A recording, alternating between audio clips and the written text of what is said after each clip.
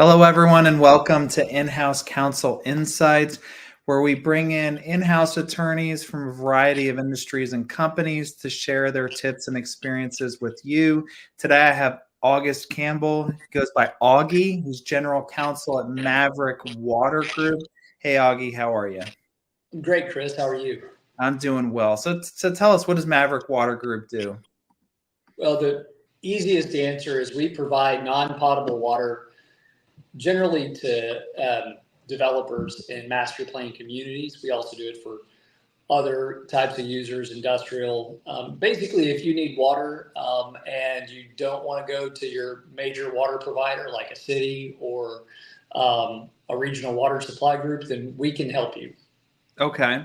So how did you get into the water business? Well, I have loved water law since I was actually in high school, and my grandfather was on the board of the Upper Colorado River Authority. And so we started talking about water, and, of course, all these kids were interested in oil and gas. And I'm like, no, it's water. Like, I want to do water. So for a long time, I've really wanted to do water, and I feel really lucky to do it. Yeah. So what is a more rare resource in Texas, oil and gas or water?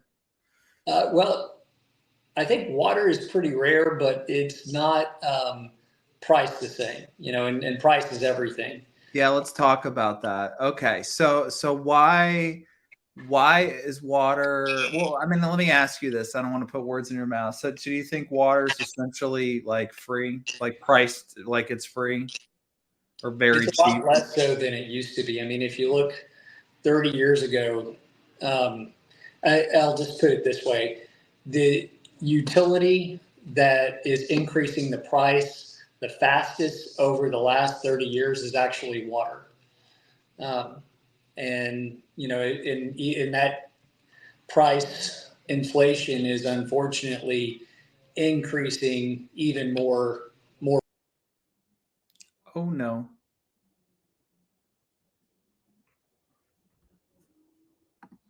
Hold inflation steady over the past, I think, 15 years. So it's a commodity that's really increased in price dramatically, and that's one of the things that Maverick Water Group and heck, any utility would love to keep the price down. It's just really hard for a variety of reasons. Yeah, there's competing interest there, right? I mean, one of the reasons we use so much water, in my opinion, is because it's so cheap.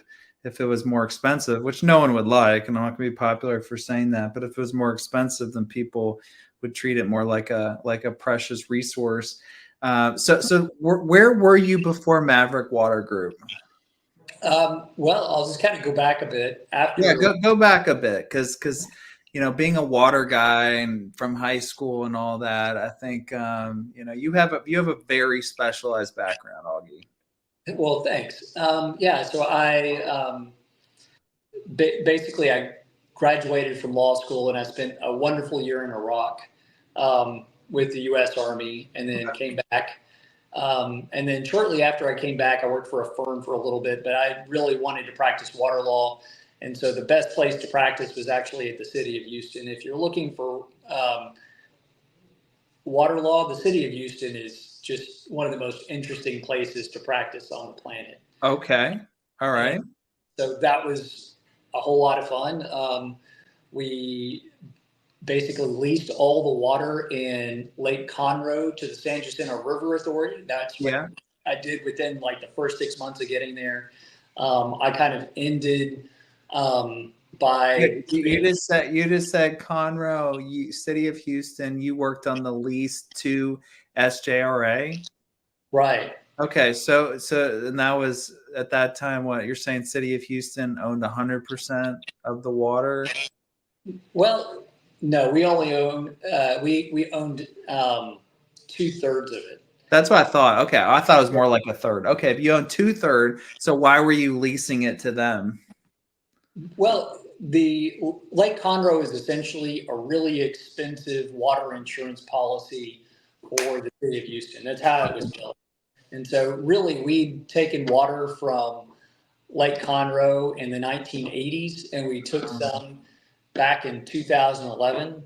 And since it was constructed, those were the only 2 times we took water from Lake Conroe. Okay, I understand. So you're saying that it was just excess, and so the city, you helped the city of Houston monetize its water rights in Conroe, and essentially what SGRA did, what, sell it to Montgomery County or something?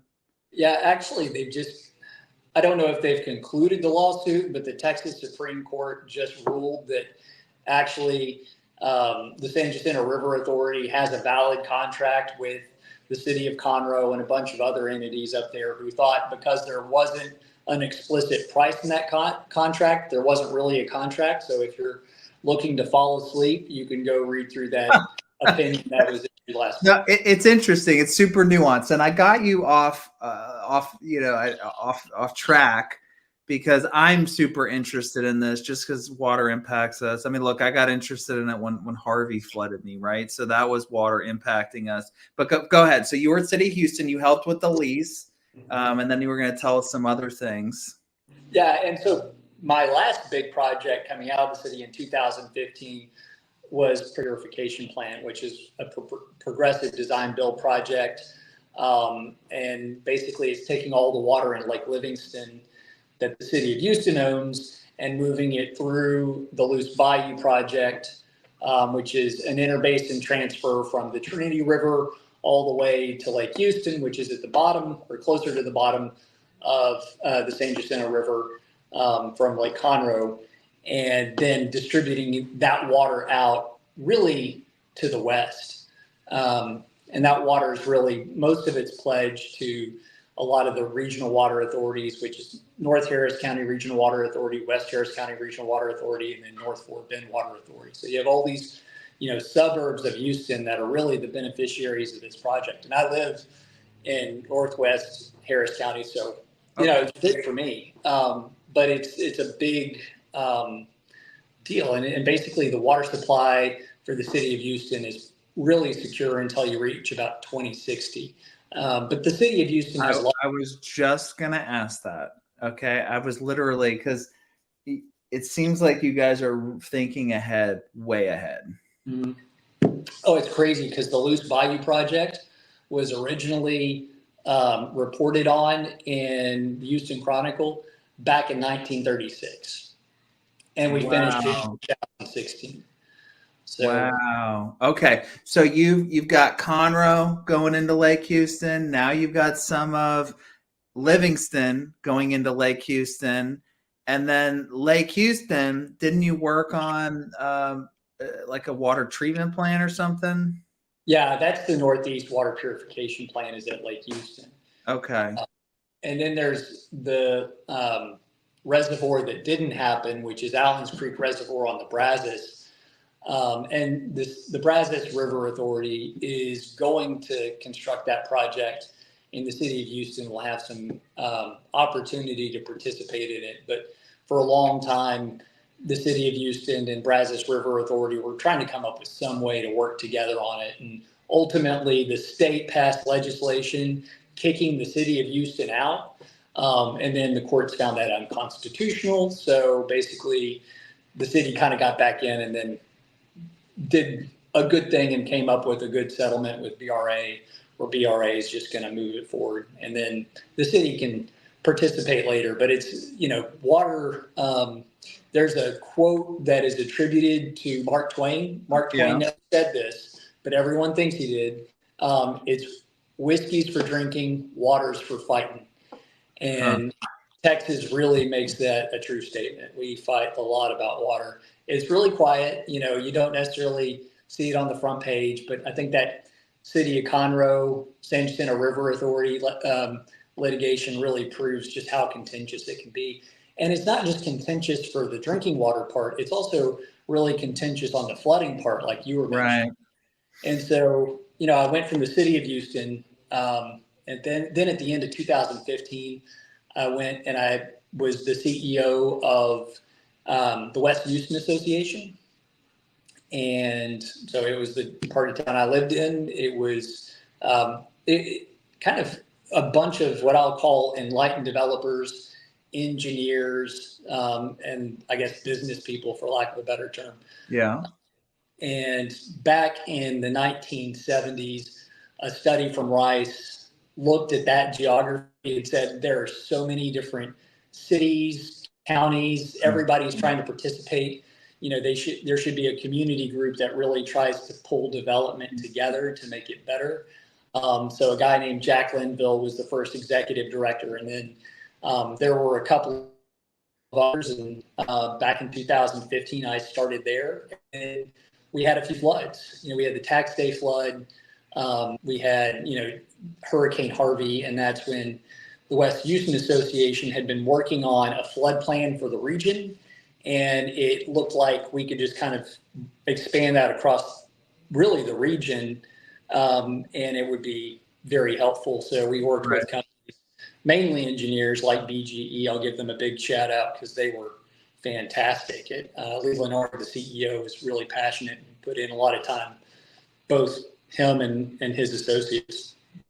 And basically, we worked with Greater Houston Partnership and about 30 other regional organizations to come up with, basically requests from the federal government, the state government, and the local government, including a $2.5 billion flood bond.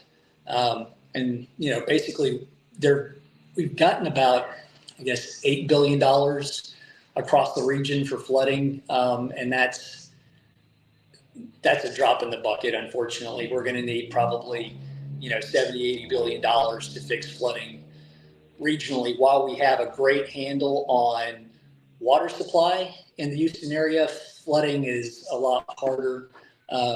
So I'm, in my spare time, I'm a member of the San Jacinto Regional Flood Planning Group, and the state just came out with the state flood plan, and all of us who were involved in that flood bond for Harris County were also involved in asking the state to come up with a state flood plan. And so that's been really rewarding to see them come up with that. So I'd love for you, Chris, to take a look at that. It's only about 500 pages in your spare time.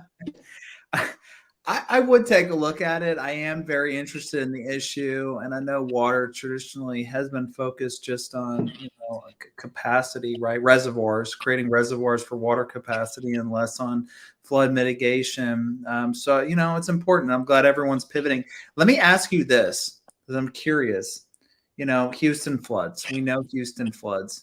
We've had issues, but how much worse is Houston in flooding than other parts of the state or even in the country? Because last time I looked, the most flood claims were in California. Now, I don't know if that's just because it's a bigger, it's about the same size economy probably as Texas, but is it just that we overly report these issues in Houston and that they're still happening in Dallas, just no one talks about it? Or is it just really that Houston floods a lot more? Houston floods more, but there's a reason for that. Basically, if you look at every other major city in Texas has a flood tunnel. Ironically, Houston does not have a flood tunnel. Okay. Dallas has a flood tunnel. San Antonio has a flood tunnel. Austin has a flood tunnel. Basically, you need a way for the water to get out so it doesn't go across and into people's homes. And right. Flood tunnels are pretty effective. Houston's hard because of the size of the tunnel that would be necessary. And the U.S. Army Corps of Engineers came up with a plan to address flooding back in the 1930s after we had major floods in the 1920s. And that's why we have Addicks and Barker reservoirs. Yeah, right. But they never built the canals that were supposed to route that water to the Gulf. And so we have the reservoirs, but we don't have the canals that were supposed to allow them to drain. Okay. That creates a lot of issues. So flood tunnels. Okay. So Elon Musk needs to do a flood tunnel in Houston. That would be good. If you can go talk to Elon, get him to come down. So let me ask you this, because most people on this show, including myself, really didn't get to pick their career path. Like we focus on the type of law that we want to do. You know, we may or may not get it, and we can just continuously try to pivot. But you like have done this really specific thing. It's what you were interested in since high school, and then you got a job doing it. Like, how did you pull that off? Well, because I'm very nerdy, and not a lot of people want to do water. It's just not the sexy thing. Really? And so it was, it was a game of just going after what was interesting to me and not interesting to other people. And, starting off at a place where, it's just not necessarily when you're going through law school, you're thinking, oh, I want to go work at, this firm, or I was thinking I wanted to go to work at this state agency. And that would have probably worked out for me, except I met a girl. Yeah. We got married and we came to Houston. And so basically the city of Houston just happened to be looking for a water attorney at the same time I was just looking to practice water law. So it was more good luck than it was skill. I'll put it that way. So were you like the only water attorney in the city of Houston?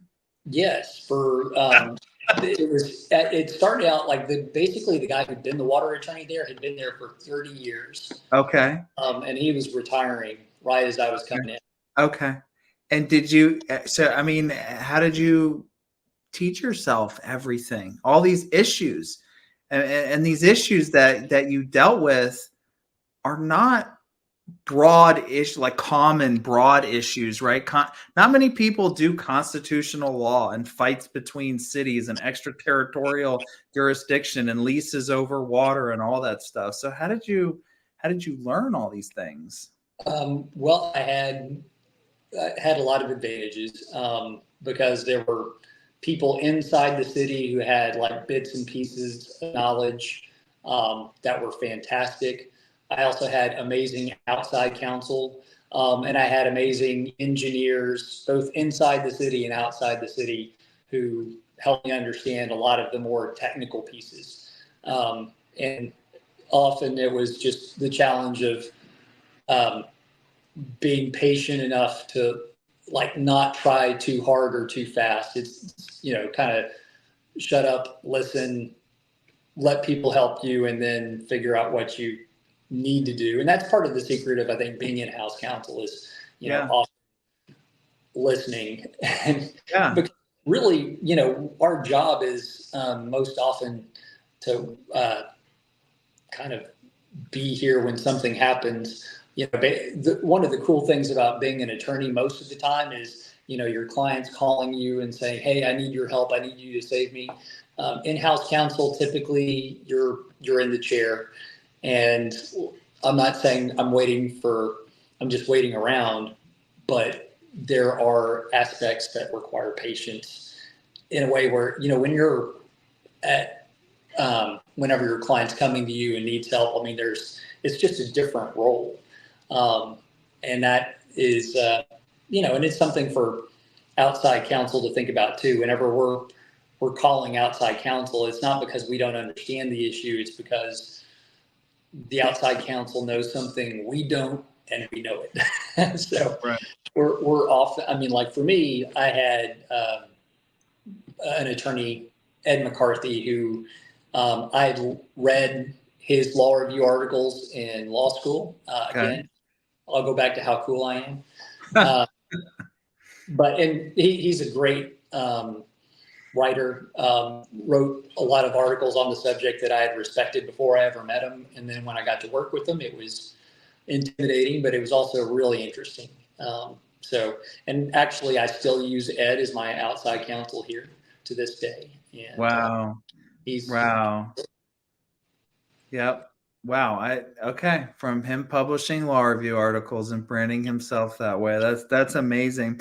And I guess it's blowing my mind that right out of law school, you're managing outside counsel. That must have taken a certain level of maturity as well. I mean, what was that like? Like, I remember my first 6 months of practice, and I was freaking out because I felt like I just knew absolute nothing.